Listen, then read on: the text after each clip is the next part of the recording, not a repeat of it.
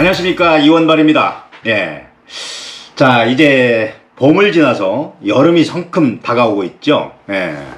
점점 더워집니다. 그래서 자, 오늘은 물 이야기를 좀 해보려고 합니다. 제가 물의 중요성에 관한 영상을 한번 올렸었는데 이제 날이 더워지면서 산행하시면서 물을 많이 찾게 되기 때문에 산에서 물이 왜 중요하고 또 왜 자주 먹어야 되는지 또 얼만큼 먹어야 되는지 구체적으로 한번 짚어보려고 합니다. 자, 겨울 산행에서는 실상 뭐 물이 별로 먹히질 않잖아요. 그죠? 이유가 뭘까요? 땀을 별로 안 흘리기 때문이죠. 그래서 어떤 분들은 물을 아예 안 갖고 다니시는 분들도 있어요. 그런데 그건 정말 잘못된 생각입니다.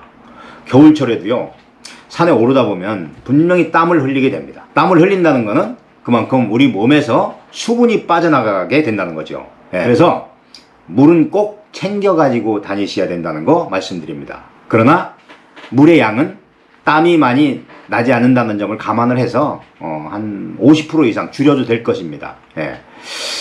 자, 사람의 몸은 한 70%가 수분으로 이루어져 있죠. 이 70%의 수분을 유지해 주는 게 건강을 지키는 비결이랍니다. 즉 산에 오르면서 땀으로 인해서 수분이 빠져나가면 그만큼 수분을 보충해 줘야 한다는 것이죠. 그런데요, 이 수분은 땀으로만 빠져나가는 것이 또 아니라는 겁니다. 우리가 늘 숨쉬고 있는 이 호흡으로도 수분이 빠져나간다는 것입니다.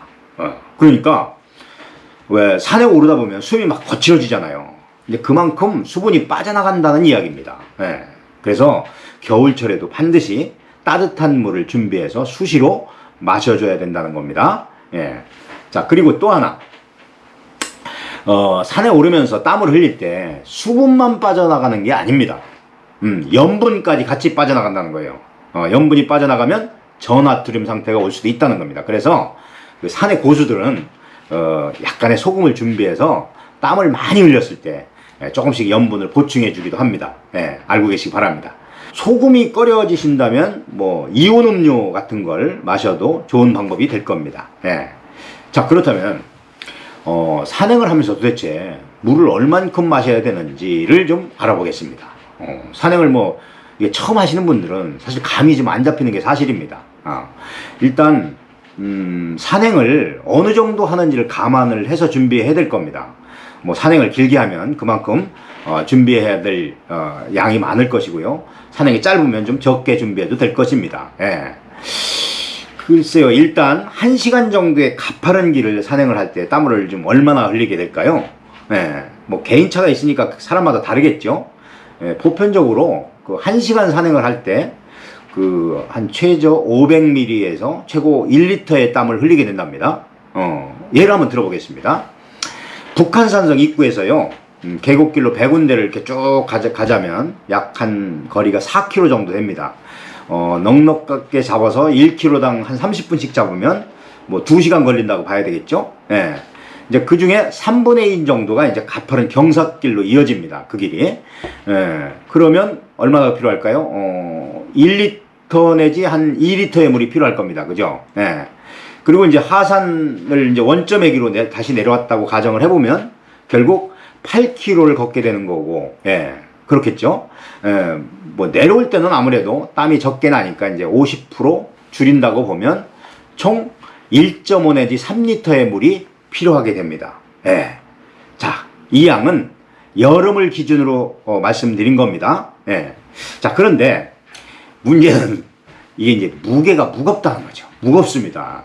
그래서 제가 그 무거운 것이 부담이 된다 하시는 분들을 위해서 팁을 좀 알려드리면, 이제 물을 잘 조절해 가면서 드실 수만 있다면 앞에서 이야기한 물의 양이 30% 내지 50% 줄여서 가져가도 무방하다는 것을 말씀을 드립니다. 자, 그런데 이게 말이 쉽지 막상 닥치면 조절하기가 어렵다는 거예요.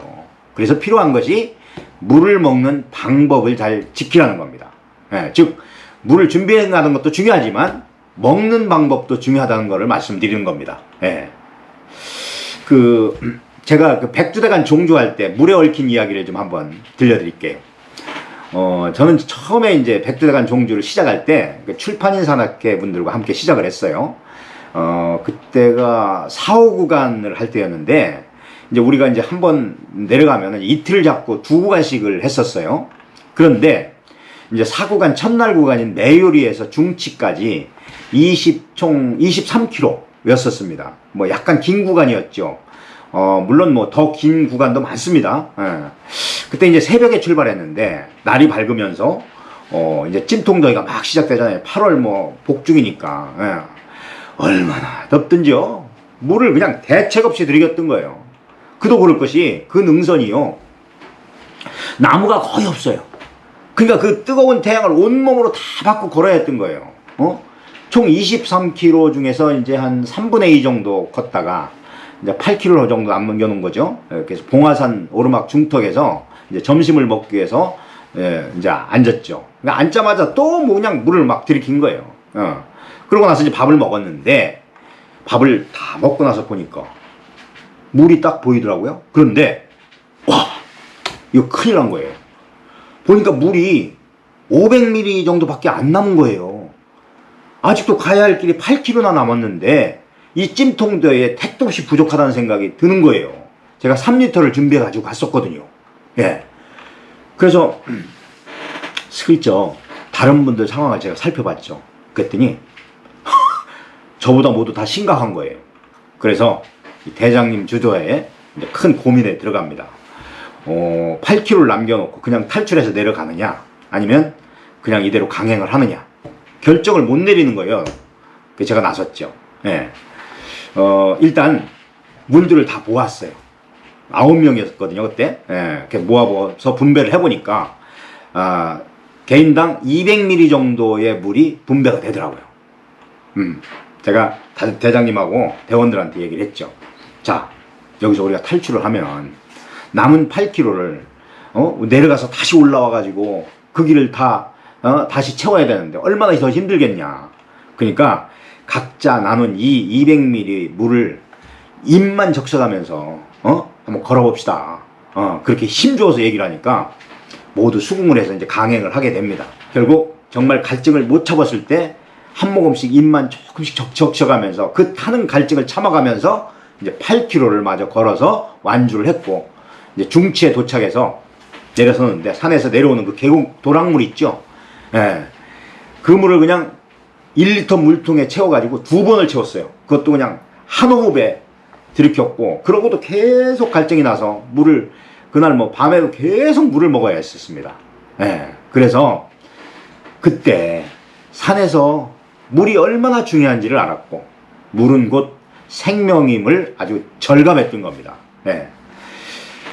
제가요 오늘 왜 이런 제 경험 얘기를 들려드리냐면, 여름에 땀나고 더우니까 산에 오르면서 뭐 준비해간 물들 펄컥펄컥 마시는 분들 의외로 많습니다. 대부분 그렇게 마셔요. 예. 뭐 그렇게 마셔도 될 만큼 충분한 물을 준비해 가셨다면 상관없겠지만, 그렇지 않다면 항상 조절해 가면서 천천히 조금씩 마시라는 겁니다.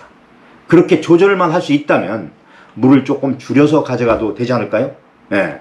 또 하나 팁은, 여름에 덥다고 이제 그 얼음 얼린 찬물들 많이 가져가죠. 냉동실에 얼려가지고 가져갑니다. 사실 저도 그럽니다. 그런데요, 그 찬물이요 갈증을 더 일으킵니다. 시원하니까 자꾸 마시게 되는 거예요. 그래서 가능하면 여름철에도 더운 물까지는 그렇겠습니다만 실온물을 드시는 게 도움이 된다는 말씀 드립니다. 자, 마지막으로 산행길을 걷다 보면 이제 샘터나 약수터 들어있죠. 예. 만약 그런 코스로 간다면 이제 샘터에서 물을 보충해 가는 방법도 있을 겁니다. 자, 그러니까 사전에 산행대장이나 길을 잘 아는 분들한테 물을 보충할 수 있는 약수터가 있는지 여부를 알아보셔서 있다면 배낭의 무게를 줄일 수도 있다는 거죠. 네. 참고로 그 앞에서 말씀드린 그 북한산성 입구에서 백운대 올라가다가 대동사를 지나면서 우측 계곡구 웅덩이 옆에 그 약수터가 하나 있습니다. 네. 그리고 반대편 밤골이나 수문벽을 넘어서 백운대를 올라가다가는 바람골 넘기 전에 그 아주 귀한 안반수 약수물이 있습니다. 참고하시기 바랍니다. 자, 오늘은 산에서 물이 얼마나 중요한지, 또 물을 얼만큼 준비해야 하고 또 어떻게 마셔야 하는지를 좀 알아봤습니다. 전 다음 영상에서 또 뵙는 것으로 하겠습니다. 자, 시청해 주셔서 고맙습니다. 구독, 좋아요 부탁해요.